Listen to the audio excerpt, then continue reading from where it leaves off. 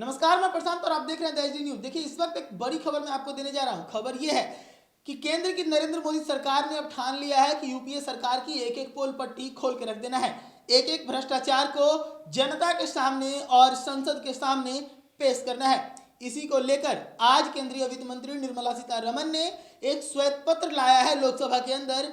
Allocation for main and important heads are, if anything, more rather than coming down. Department of School Education and Literacy, for instance, is at the RE of this year, but higher than the BE of the current year.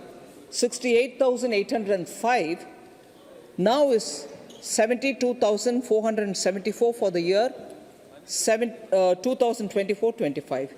Health and Family Welfare, similarly, 86,175 was the BE. Now it is 87,657. So nowhere have we cut down. Ministry of Minority Affairs, 3,098 was the BE. Now 3,183 is the BE crores.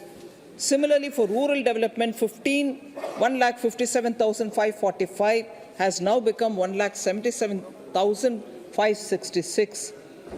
Department of Social Justice and Empowerment, 12,847 was the BE, now it's become 13,000.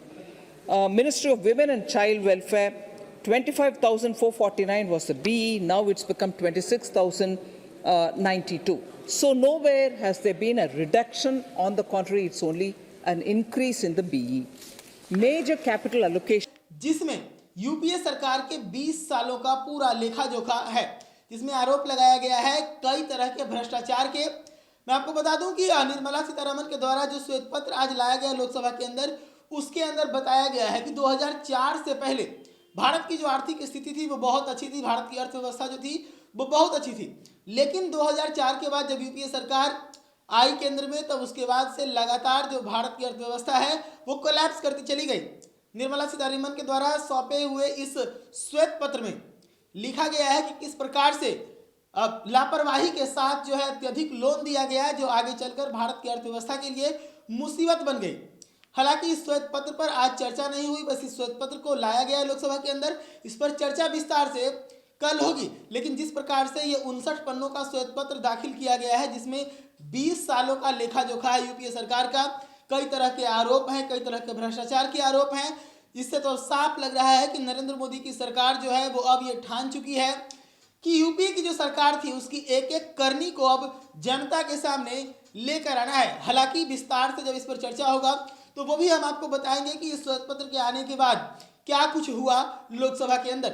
हालांकि मैं आपको बताऊं कि लगातार नरेंद्र मोदी जब जनसभाएं करते हैं या फिर जो उनके नेता जनसभा करते हैं तो कंपेयर करते हुए नजर आते हैं यूपीए की सरकार को, यूपीए की सरकार और नरेंद्र मोदी की सरकार की, जिसमें वो कहते हैं 70 वर्सेस 10 या 70 वर्सेस 15 इस आने वाला जो है उसको लेकर कंपेयर करते हैं। अब ऐसे में जो है श्वेत पत्र जब ये दाखिल किया गया है तो देखने वाली बात है कि इस पर अब जवाब कांग्रेस की तरफ से क्या आता है निकल के।